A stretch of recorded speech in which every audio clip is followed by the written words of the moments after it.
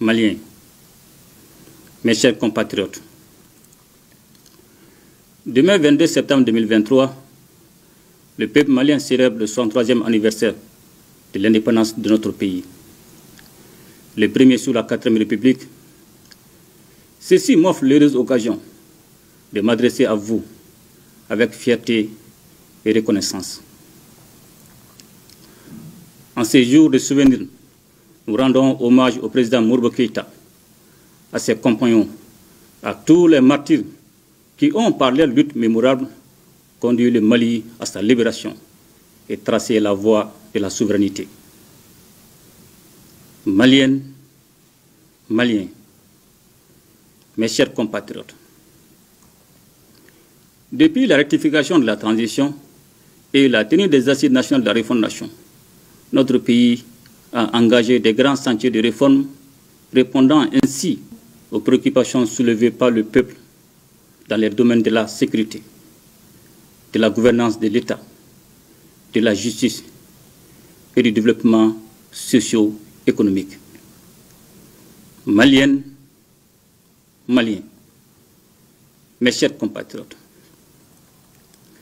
ayant pris conscience que la survie même de notre État dépendait de la question sécuritaire, les autorités de la transition ont opéré des choix stratégiques majeurs qui ont permis l'amélioration de nos capacités opérationnelles et la montée en puissance de l'armée. Suivant notre nouvelle vision de l'outil de défense, celui-ci a connu une mutation en profondeur, d'où un changement radical de mode opératoire dans la lutte contre les groupes armés terroristes, dont les actions perfides ne consistent de nos jours qu'à s'attaquer aux populations civiles innocentes en guise de représailles des lourdes pertes que leur infligent les forces de défense et de sécurité. En témoigne la dernière attaque lâche et barbare contre le bateau Tombouctou dans la localité de Bamba. Aux familles endeuillées, je présente les condoléances de la nation et souhaite prompt rétablissement aux blessés. Les attaques ainsi dirigées contre les populations civiles, de même que celles contre les femmes, ne resteront pas impunies. À ce jour, une enquête est déjà ouverte par la justice malienne. La nouvelle politique de défense intègre les citoyens dans un système plus adapté aux conditions d'un pays faisant face à des menaces sécuritaires multiformes. C'est pourquoi le gouvernement a restauré et amélioré le service national des jeunes. Il a également pris un décret sur la réserve des forces armées et de sécurité. Aussi, la nouvelle constitution prévoit la mobilisation aux côtés des forces armées et de sécurité de tous les citoyens âgés de 18 ans au moins pour la défense de la patrie. Maliennes, Maliens, mes chers compatriotes, après 10 ans de présence des forces étrangères sur notre sol, nous avons compris que la logique était plutôt d'entretenir l'insécurité et de nous maintenir dans la dépendance. C'est la raison fondamentale pour laquelle le peuple malien a décidé de prendre en main sa sécurité. Avec la nouvelle dynamique consécutive au retrait de la MINUSMA et les opérations militaires en cours, le Mali recouvrera sa souveraineté sur l'ensemble de son territoire. À cet effet, en application de la résolution 2690 du Conseil de sécurité des Nations Unies, le gouvernement de la République du Mali veillera au redéploiement effectif des forces de défense et de sécurité, ainsi qu'au retour des services sociaux de base sur l'ensemble du territoire national. Cela est d'autant plus urgent que la deuxième phase du retrait de la MINUSMA devra faire l'objet d'un suivi rigoureux dans les localités de Douanzan, Ansongo, Aguelhok, Kidal, Tessalit, au plus tard le 31 décembre 2023. Ce processus ne saurait se finaliser sans contrainte. Toutefois, j'invite les populations à resserrer les rangs autour des femmes dans l'accomplissement de cette mission décisive. Maliennes, Maliens, mes chers compatriotes, face aux multiples défis auxquels notre pays est confronté, notre diplomatie a su se réinventer pour jouer tout son rôle dans l'atteinte de nos objectifs majeurs de refondation, notamment la reconquête de notre souveraineté. Les résultats obtenus en termes de crédit de notre pays, mais aussi de mobilisation des ressources et de partenariats en soutien à nos efforts de développement, confortent nos choix. Ce repositionnement stratégique impulsé est appelé à se poursuivre dans un contexte d'incertitude lié aux profondes mutations en cours sur la scène internationale.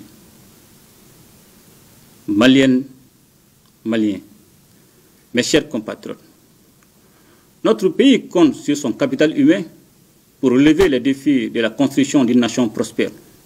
C'est pourquoi les secteurs de l'économie, de l'éducation et de la santé bénéficient d'une attention particulière de la part du gouvernement. Concernant le secteur éducatif, je tiens à saluer l'ensemble des acteurs, particulièrement les enseignants qui travaillent avec abnégation pour donner une bonne instruction aux enfants du Mali. C'est le lieu de relever la bonne organisation des examens depuis l'avènement de la transition.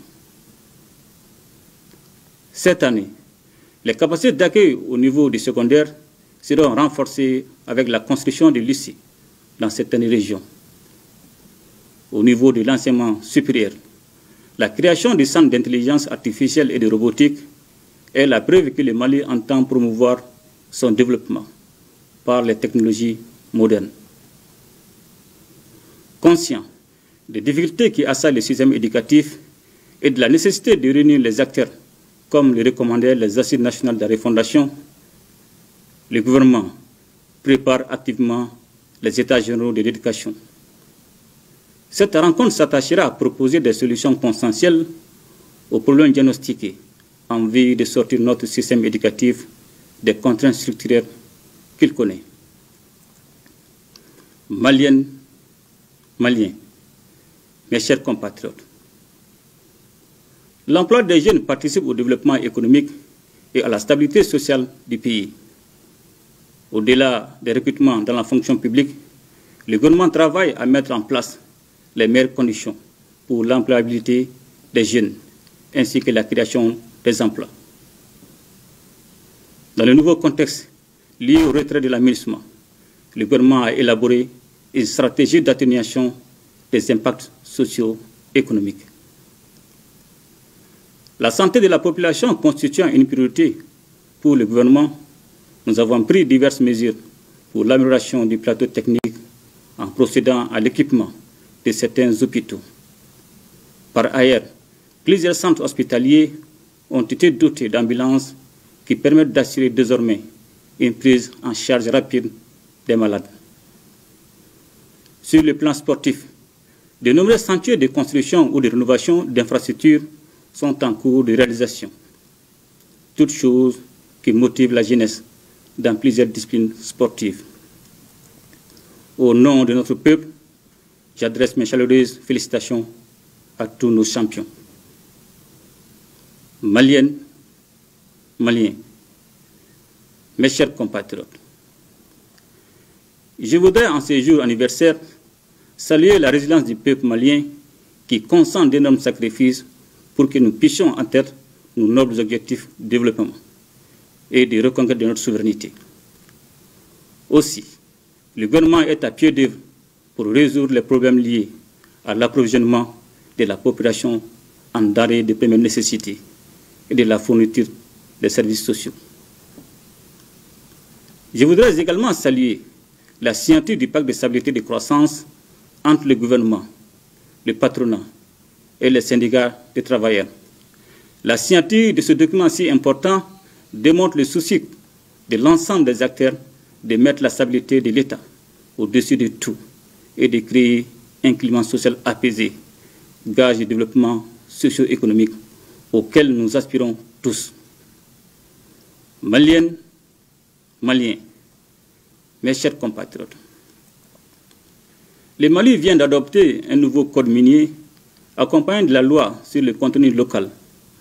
Avec ces deux textes, nous attendons sortir le secteur minier de sa situation actuelle d'enclave et l'intégrer à l'économie nationale. Par ce fait, notre pays canalisera les revenus qu'il est en droit d'attendre de l'exploitation minière et développer par la même occasion le tissu industriel et commercial, ainsi que les diverses infrastructures au niveau local et national.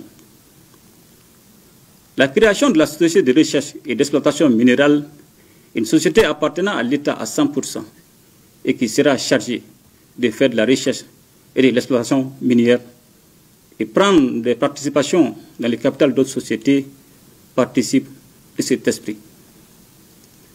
Le gouvernement travaille également sur le projet de création d'une usine d'affinage de l'or qui nous permettra d'assurer le traitement du minerai avant l'exportation, créant ainsi de l'emploi et de la valeur ajoutée. Maliennes, Maliens, mes chers compatriotes, notre ambition étant d'atteindre l'autosuffisance alimentaire sur l'ensemble du territoire national, le gouvernement a consenti d'énormes efforts en faveur du monde rural. Qu'il s'agisse de la subvention des intrants agricoles ou la fourniture d'équipements, l'agriculture fait l'objet d'une attention particulière dans la stratégie gouvernementale. Quant à la recherche agronomique, elle donne beaucoup d'espoir avec le développement de nouvelles variétés dont la culture sera déterminante dans la recherche de solutions à l'insécurité alimentaire dans notre pays. Maliennes, Maliens, mes chers compatriotes, la question de la justice demeure l'une des revendications fortes du peuple malien. Aussi, en vue de renforcer l'institution judiciaire, plusieurs mesures importantes ont été adoptées. Il s'agit entre autres de la création de plusieurs structures spécialisées, notamment le pôle national économique et financier, le pôle national de lutte contre la cybercriminalité, les parquets spécialisés au niveau du pôle judiciaire, spécialisé de lutte contre le terrorisme, la criminalité transnationale organisée, l'agence de recouvrement et de gestion des avoirs saisis ou confisqués. Dans le but de renforcer le personnel du secteur, il convient de noter les vagues de recrutement d'auditeurs de justice et de surveillants de prison au titre de l'année 2022 et le recrutement de greffiers en chef au titre de l'année 2023. La lutte engagée contre la corruption va se poursuivre avec détermination. Toutefois, celle-ci doit s'accommoder du respect des règles de base qu'exige une bonne distribution de la justice. Et je voudrais, en cette circonstance, saluer les partenaires sincères du Mali, singulièrement la Fédération de Russie, dont les efforts et l'accompagnement nous ont été fort utiles pour la préservation de notre souveraineté dans un contexte national, régional et international, marqué par des tensions multiformes sur fond d'intérêts divergents. C'est aussi le lieu de réaffirmer aux femmes la reconnaissance de la nation et la confiance de la hiérarchie militaire pour leur engagement constant dans la défense opérationnelle du territoire et la préservation de notre souveraineté. En définitive, je salue la sagesse et la détermination du peuple malien dans toutes ses composantes, sans lesquelles les bases institutionnelles du Mali Koura auraient difficilement pu être érigées. Bonne fête d'indépendance à toutes et à tous. Vive le Mali Koura, qu'Allah bénisse le Mali et protège les Maliens. Je vous remercie.